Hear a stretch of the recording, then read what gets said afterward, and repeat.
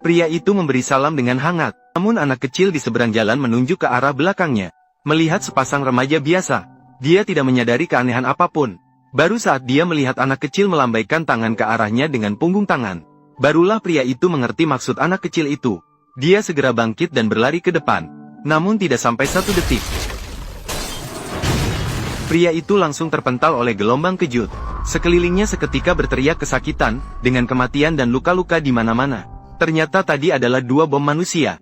Setelah Desiu yang berwajah penuh debu mendapatkan kembali kesadarannya, dia dengan susah payah merangkak ke samping amplop yang terjatuh, dan menggenggamnya erat di tangannya. Itu adalah sesuatu yang dia bersedia melindungi dengan mengorbankan nyawanya. Dan Desiu sebagai seorang asing, mengapa dia harus mengambil risiko datang ke negara yang dilanda perang? Bahkan harus dimulai dari pelarian besar di tepi laut. Pada tahun 1950 pecah perang Korea, Singnan menjadi sasaran semua pihak. Banyak pengungsi melarikan diri tanpa tempat tinggal. Dan satu-satunya kesempatan mereka untuk bertahan hidup adalah naik kapal perang Amerika menuju Busan untuk mencari perlindungan. Namun jumlah pengungsi sangat banyak. Kapal militer Amerika hanya bisa membawa sebagian kecil orang. Banyak keluarga yang terpisah karena itu. Namun keluarga Deoksun beruntung dan berada di garis depan. Moseon, harus semangat. Ini bukan lapangan olahraga, kita tidak datang untuk bermain. Pegang erat lengan kakak. Namun saat Deoksun hendak membawa adiknya naik kapal, terjadi kejadian tak terduga. Sebuah tangan tiba-tiba menarik adiknya ke bawah. Deoksun jatuh berat di atas geladak. Namun hanya tersisa separuh lengan baju adiknya di tangannya. Deoksun segera bangkit dan memanggil nama adiknya. Namun suara lembutnya tenggelam di antara kerumunan orang. Deoksun yang merasa bersalah ingin turun kapal dan mencari adiknya. Namun dihentikan oleh ayahnya. Dia melepaskan jaketnya dan meletakkannya di atas tubuh Desiu. Ingatlah kata-kata ayah. Jika aku tidak ada lagi, kamu sebagai anak sulung adalah kepala keluarga. Apapun yang terjadi, kepala keluarga harus selalu memprioritaskan keluarga. Apakah kamu mengerti? Mulai sekarang, kamu adalah kepala keluarga. Kamu harus merawat keluarga dengan baik. Setelah memberi instruksi kepada Desiu, ayah dengan tegas turun dari kapal untuk mencari putrinya. Namun saat itu, permukaan laut telah menjadi neraka. Teriakan ayahnya seakan-akan tenggelam di lautan. Namun kapal-kapal Angkatan Laut Amerika juga baru saja bergerak pada saat itu. Namun mereka tidak berhasil menemukan putrinya. Ayah tetap enggan pergi. Dia berteriak kepada keluarganya di atas kapal. Dia akan menyusul setelah menemukan putrinya sendiri. Kalian pergi dulu, jangan khawatir tentangku. Ayah Deoksu, kapal perang Amerika baru saja meninggalkan pelabuhan. Singnan langsung diserang dengan serangan udara yang meluas. Banyak orang kehilangan rumah dan keluarga mereka karena ini. Keluarga Deokso yang selamat dengan keberuntungan pindah ke pasar internasional Busan untuk tinggal bersama Bibi yang memiliki toko. Mengetahui bahwa kakaknya hilang, Bibi merasa sangat sedih. Namun dia tetap menahan kesedihannya. Dia menyediakan sebuah kamar untuk beberapa orang. Meskipun agak kecil, setidaknya ada tempat untuk tinggal. Waktu terus berlalu. Namun Deokso tidak pernah melupakan pesan terakhir ayahnya. Dia mengangkat beban keluarga dengan tubuhnya yang lemah. Dan pada saat itulah, Deokso berteman dengan sahabat baiknya, Daegu. Mereka sering menggosok sepatu orang di pinggir jalan untuk mencari tambahan penghasilan. Suatu hari, seorang tentara memberikan mereka sepotong coklat. Namun anak besar di sampingnya sangat cemburu. Tanpa ragu, mereka langsung menegur kedua orang itu.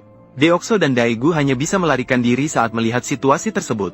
Sayangnya, akhirnya mereka berhasil dikejar dan mendapat pukulan. Pengalaman menyedihkan Desiu ini. Pacar saya melihatnya dan mengernyitkan keningnya. Ketika menyebutkan pacar, teman-teman, jika belum punya, coba cari tahu. Gadis ditantan cantik dan berkepribadian baik, pasti bisa memberimu cinta yang memuaskan. Teman-teman lajang, segera coba. Pulang ke rumah malam itu dengan luka di wajah.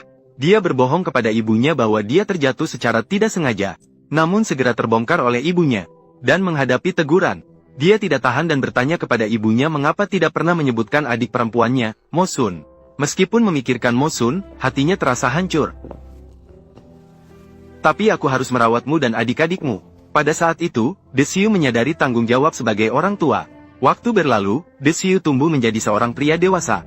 Namun dia diusir dari perguruan tinggi karena tidak punya uang untuk biaya kuliah. Setelah mengetahui situasinya, Dajiu merekomendasikan pekerjaan padanya. Desiu jelas-jelas telah menghasilkan banyak uang melalui kerja keras. Bagaimana bisa tidak punya uang untuk membayar uang sekolah? Ternyata Desiu telah menyisihkan semua uangnya untuk adiknya belajar. Dan adiknya juga tidak mengecewakan harapannya. Berhasil diterima di Universitas Seoul. Seharusnya itu adalah hal yang menyenangkan. Namun Desiu merasa bingung. Karena pendapatannya sekarang Belum cukup untuk membiayai adiknya kuliah. Dia memberitahu De Xiu bahwa asalkan pergi, pasti bisa menghasilkan uang, yaitu pergi ke Jerman untuk menambang batu bara. Dia mengatakan pada De Xiu bahwa asalkan pergi, pasti bisa menghasilkan uang. Menghadapi imbalan yang besar, De Xiu segera memutuskan untuk pergi ke Jerman. Namun adik yang bijaksana itu pada hari itu berkata pada ibunya, bahwa dia juga ingin pergi dan menjadi seorang penambang untuk segera menghasilkan uang, karena dia sangat memahami kesulitan kakaknya. Namun sebelum dia selesai berbicara, De Xiu masuk dengan tergesa-gesa. Dia meminta adiknya untuk belajar di universitas dengan tenang. Hal-hal lain akan diurus sendiri. Namun pilihan yang terlihat mudah ini, harus dibayar dengan mengorbankan impian. Namun ketika mengingat kata-kata ayahnya, dia tidak ragu sedikit pun lagi. Desi dan Dai berhasil lulus ujian prapenempatan. Namun Dai bukan karena kekurangan uang. Dia pergi ke Jerman semata-mata karena kagum pada budaya asing. Dengan begitu, keduanya membawa impian masing-masing. Mereka menginjakkan kaki di tanah Jerman. Namun yang menyambut mereka hanyalah pekerjaan tanpa henti, dan tambang yang gelap gulita. Di sini, semua orang hanya bisa bertahan dengan kentang. Bahkan seringkali ada yang terluka. Namun ketika mengingat niat awal datang ke sini, semua orang menjadi tak kenal takut. Satu-satunya hal yang bisa membuat para pria ini menangis, hanya surat dari keluarga. Hari itu, Desi akhirnya mendapat hari liburnya sendiri. Dia juga sangat menikmati kenyamanan yang langka ini. Tiba-tiba sebuah melodi yang akrab terdengar di telinga. Deokso menatap dengan seksama. Ternyata sesama warga Korea. Penampilan cantiknya sangat menarik perhatian Deokso. Setelah itu, diketahui bahwa Deokso juga orang Korea. Yongja dengan ramah membantu sesama warga Korea membalut luka. Namun, pandangan Deokso tanpa sadar tertarik pada pemandangan. Setelah melihat paman di sini, tiba-tiba ingin makan makanan Korea. Aku tidak melihat. Sejak bertemu dengan Yongja, hati Deokso benar-benar terpikat. Dalam waktu singkat, dia mengundang Yongja ke sebuah pesta dansa. Hubungan di antara mereka pun semakin dekat. Meskipun Deokso terlihat agak bodoh dalam urusan cinta, namun, dia mengingat semua yang dikatakan Yongja. Terakhir kali Yongja mengatakan ingin makan mie instan dari kampung halamannya. Deokso segera membuatnya dan mengirimkannya ke rumahnya. Meskipun matamu menatap dadaku, tapi telingamu selalu mendengarkan apa yang kukatakan. Tidak, sungguh. Ini untukmu. Aku benar-benar tidak melihat. Saat berbincang-bincang, Desui mengetahui bahwa Yingzi adalah seorang perawat. Setiap kali ada kesempatan, dia langsung mengajak Yingzi bertemu. Yingzi juga mulai merasa tertarik padanya. Hal ini tanpa ragu memberikan sinar terang dalam kehidupan Desui yang suram. Sayangnya, kebahagiaan tidak berlangsung lama. Terjadi kecelakaan di tambang tempat Desui bekerja. Kebocoran gas menyebabkan ledakan. Daku yang tidak sempat melarikan diri tertimpa batu besar. Desui nekat kembali untuk menyelamatkan mereka. Tanpa diduga, bahaya yang lebih besar mendekati mereka. Reruntuhan langsung menutupi pintu masuk. Setelah mengetahui hal ini, Yingzi segera datang. Namun, di antara banyak korban, tidak ada tanda-tanda Desui. Saat itu, seorang rekan kerja memberitahu Yingzi bahwa Desui tertimbun. Memberitahunya. Mendengar hal itu, ia segera mencari orang yang bertanggung jawab untuk meminta pertolongan. Namun, orang yang bertanggung jawab menolak permintaan Yingzi. Alasannya adalah gas di dalam belum terbuang. Dengan putus asa, Eiko hanya bisa berlutut di depannya. Tolong, mari kita turun. Meskipun kita mati, kita harus menemukan mayat mereka. Tolong, tidak bisa. Eiko, dia adalah kakak. Mari kita masuk. Semua orang masuk. Ayo pergi. Bangunlah. Ayo pergi. Rekan kerja tidak peduli dengan bahaya. Dengan tekad bulat, mereka masuk ke tambang untuk menyelamatkan orang. Saat itu, dua orang yang tertimbun sudah dalam kondisi kritis. Dalam kebingungan, Desui seakan melihat ayahnya lagi. Dia memberitahu ayahnya bahwa dia telah merawat adik-adiknya dengan baik. Kehidupan ibunya juga sangat tenang. Namun sekarang dia bertemu dengan orang yang paling dia pedulikan. Dan itulah keteguhan hatinya. Desui bertahan dan menunggu penyelamatan dari rekan kerjanya. Berkat usaha mereka, kedua orang berhasil diselamatkan. Bahkan orang Jerman memberikan jempol untuk mereka. Beruntungnya, Desui cepat pulih. Ini tidak terlepas dari perawatan teliti Yongjae. Awalnya mereka berpikir bahwa ini akan membawa mereka ke jalan yang benar. Namun, sebuah berita buruk merusak kebahagiaan itu. Visa Do Hyun akan segera berakhir dan dia harus kembali ke Korea. Dia mengumpulkan keberanian untuk mengajak Yongjae pergi bersamanya. Namun, Yongjae tidak memberikan tanggapan. Dia pergi dengan diam-diam sambil menyeka air matanya. Tak lama kemudian, Do Hyun berhasil kembali ke negaranya dan bersatu kembali dengan keluarganya. Pertemuan setelah sekian lama membuat semua orang sangat terharu. Namun, kegembiraan akhirnya harus kembali menjadi ketenangan. Do Hyun dengan lancar membantu bibinya mengurus toko. Namun, tiba-tiba suatu hari, sebuah bayangan yang dikenal muncul di depan Do Hyun. Setelah 3 bulan, dia senang bertemu Yongjae lagi. Namun, Yongjae kembali kali ini karena dia hamil. Meskipun Do Hyun sangat tidak rela, namun, dia masih memberikan ucapan selamat. Tak disangka, Yongjae tiba-tiba memukulnya. Ternyata, tepat sehari sebelum De Siu pulang ke negara asalnya, mereka makan malam terakhir bersama. De Siu mencoba membujuknya untuk pulang ke negara asalnya, tapi gagal lagi. Dia menyanyikan lagu untuk mengekspresikan rasa kehilangannya terhadap Yingzi. Dengan bantuan alkohol, Yingzi dengan berani mendekati De Siu. Kejadian tak terduga ini membuat mereka berdua memasuki gerbang pernikahan. Saat ini, De Siu sangat bahagia. Dia tidak hanya menikahi Yingzi, dia juga berhasil diterima di Universitas Impian. Namun, saat ini ada masalah rumit yang harus dia selesaikan. Karena bibinya meninggal, toko akan dijual oleh paman pemabuk. Namun toko ini sangat penting bagi De Siu. Karena toko ini adalah harapan hidup bagi keluarga mereka, yang pernah menjadi harapan hidup. Setelah memikirkannya berulang kali, De Siu memutuskan untuk membeli toko tersebut sendiri. Dan adik perempuannya sudah mencapai usia untuk menikah. Mahar yang mahal membuat ibunya ragu-ragu. Namun adik merasa ini adalah haknya. Sebagai tulang punggung keluarga, beban tanggung jawab yang berat kembali menekan pundaknya. Maka dia memberitahu keluarganya bahwa dia memutuskan untuk meninggalkan impian kuliahnya. Pergi ke medan perang Vietnam untuk bekerja di bidang logistik. Untuk mengumpulkan uang untuk membeli toko dan mas kawin adiknya. Namun ibunya sangat menentang hal ini. Dia tidak ingin Daesun mengorbankan nyawanya demi uang. Yingzi juga sangat tidak setuju dengan hal ini. Dia tidak mengerti mengapa suaminya selalu mengorbankan dirinya. Kau pikir aku tidak tahu? Bukan karena adikmu menikah. Kau pergi ke medan perang hanya untuk toko, bukan? Kau pikir aku tidak tahu? Semua sudah bilang jangan bicara lagi. Kenapa kau terus-terusan mengomel begitu? Kau pikir aku ingin pergi? Ini adalah takdirku begini. Kau ingin aku melakukan apa? Ini adalah pesan terakhir ayah. Juga sebagai takdirnya sebagai anak sulung. Saat lagu kebangsaan terdengar di samping, Daesu dengan hikmat meletakkan tangannya di dada. Dia sangat sadar bahwa karena ada yang berkorban, negara bisa menjadi kuat. Dan dengan berkorban sebagai anak sulung, keluarga bisa menjadi kuat. Namun Vietnam jauh lebih berbahaya dari yang dia bayangkan. Hari itu di depan kantor pos anak-anak berebut coklat. Daesu seketika teringat akan dirinya kecil. Maka dia memberikan coklat kepada anak yang paling kecil. Tanpa dia sadari, tindakan ini justru menyelamatkan nyawanya.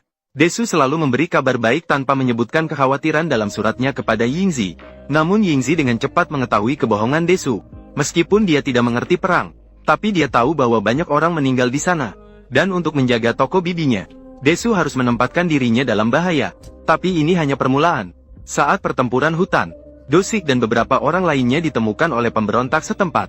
Di saat genting, pasukan Korea Selatan tiba tepat waktu dan menyelamatkan mereka. Do-sik mengenali dia sebagai penyanyi Korea Selatan, Nam Jin. Kemudian mereka mengikuti Nam Jin ke pelabuhan. Ternyata penduduk setempat insisten untuk naik kapal bersama mereka. Saat itu, Daegu memperhatikan seorang wanita Vietnam yang menarik. Dengan hati berdebar, ia memilih berdiri di pihak yang benar. Setelah pidato yang penuh semangat, Do-sik akhirnya setuju untuk membiarkan mereka naik kapal. Namun saat semuanya bersiap-siap untuk pergi, pasukan Vietnam mengejar dan menyerang mereka tanpa kesiapan. Dalam kekacauan, seorang gadis jatuh ke air. Melihat kakak perempuan gadis itu menangis tanpa daya, Do-sik tak bisa tidak teringat akan adik perempuannya. Maka ia melompat ke sungai tanpa ragu. Namun ia baru saja menyelamatkan gadis itu ke kapal.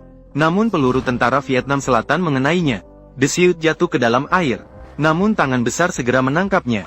De Siut, komandan, apakah kamu baik-baik saja? Untuk mencegah tentara Vietnam Selatan menduduki pelabuhan yang mereka bangun, semua orang meledakkan bom yang telah dipasang sebelumnya setelah mundur. Melihat pelabuhan yang hancur oleh ledakan, dan orang-orang Vietnam yang kehilangan rumah mereka, De Siut merasa sedih. Karena sejarah selalu memiliki kemiripan yang mengejutkan. Apa perbedaan antara orang-orang ini dan dirinya dulu?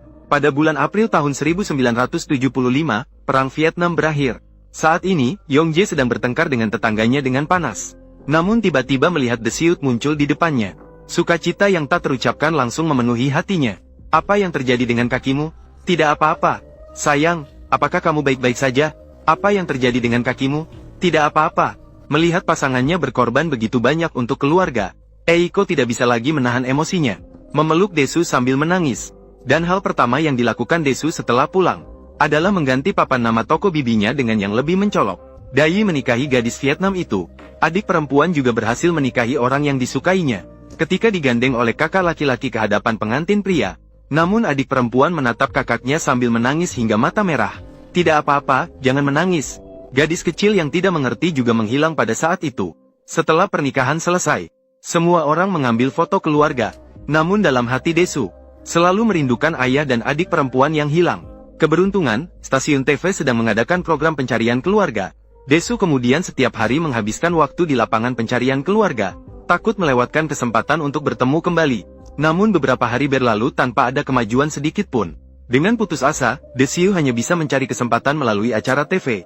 Pada hari itu, stasiun TV menelepon, mengatakan bahwa mereka sepertinya telah menemukan ayah Desu. Dia segera pergi ke stasiun TV. Namun orang itu dan dia sama sekali bukan satu keluarga. Ibunya segera menyadari bahwa orang itu bukan suaminya. Kesulitan dalam mencari keluarga tampaknya semakin bertambah setiap harinya. Namun saat semua orang kehilangan harapan, pada hari itu, stasiun TV kembali menelepon, mengatakan bahwa mereka telah menemukan adik perempuan Desu. Melalui panggilan video, Desu mengetahui bahwa adiknya hilang di Sungnam, kemudian diadopsi oleh tentara Amerika dan dibawa ke Amerika. Sayangnya, dia sudah tidak ingat nama Koreanya sendiri. Untuk memastikan identitas orang tersebut lebih lanjut, Desu mengatakan bahwa adiknya memiliki tahi lalat di telinga kiri. Ternyata benar, ada tahi lalat di belakang telinga kiri orang tersebut. Keluarga tidak bisa duduk diam lagi. Aku masih ingat, sebelum kita terpisah, kakak pernah mengatakan hal-hal ini padaku. Ini bukan lapangan olahraga, bukan untuk bermain. Haruslah meraih tangan kakak dengan erat. Adik perempuanku, Mosun. Kemudian dia mengeluarkan pakaian yang lengan bajunya putus separuh. Desu begitu terharu sampai tidak bisa berbicara. Keluarga di sebelah televisi menangis tersedu-sedu. Mungkin Tuhan melihat pengorbanan Desu yang tak terucap. Ini membuat mereka bisa bertemu dalam hidup mereka. Namun setelah ibu memenuhi keinginan untuk bertemu dengan putrinya, tak lama kemudian, dia meninggalkan dunia ini. Dan seiring berjalannya waktu, Desu juga telah mencapai usia senja. Dia bersama keluarga memuja ibunya. Setelah itu, keluarga duduk bersama dan menyanyi. Namun cucunya malah menyanyikan lagu tentang melarikan diri dari kampung halaman. Desu dengan senang hati tepuk tangan di sampingnya. Itu lagu yang dia ajarkan pada cucunya. Namun keluarga menyalahkan bahwa selera musiknya sudah ketinggalan zaman. Desu tidak berkata-kata setelah mendengar. Dia hanya diam-diam kembali ke kamarnya sendiri. Dia telah berkorban seumur hidup untuk keluarganya. Namun, saat tua, tidak ada anggota keluarga yang peduli dengan perasaannya. Karena mereka tidak pernah mengalami penderitaan itu. Setiap kali pada saat seperti ini, dia akan kembali ke kamarnya. Dia berbicara sendiri sambil menatap foto ayahnya. Itu adalah satu-satunya objek yang bisa dia curahkan isi hatinya. Dia memberitahu ayahnya bahwa dia telah mematuhi janjinya. Dan dia juga menemukan adiknya. Namun, dia hampir tidak pernah hidup untuk dirinya sendiri. Aku benar-benar merasa sangat kesulitan. Dalam keadaan bingung, dia seakan kembali ke masa kecilnya. Pelukan ayahnya masih terasa hangat dan nyaman. Namun, dalam sekejap mata, dia kembali ke kenyataan. Dia memeluk erat mantel yang ditinggalkan ayahnya padanya. Dia tidak bisa menahan tangisnya. Saat itu, di sebelahnya penuh dengan suara tawa dan keceriaan. Namun, mereka mungkin tidak akan pernah bisa merasakan sendiri, tanpa pengorbanan dan dedikasi generasi sebelumnya. Tanpa mereka, kehidupan mereka yang tenang saat ini tidak akan ada. Film ini adalah pujian untuk setiap pahlawan biasa. Meskipun kehidupan mereka mungkin tidak spektakuler, namun cinta dan tanggung jawab yang mereka miliki berubah menjadi bintang-bintang kecil, menerangi setiap sudut kehidupan kita.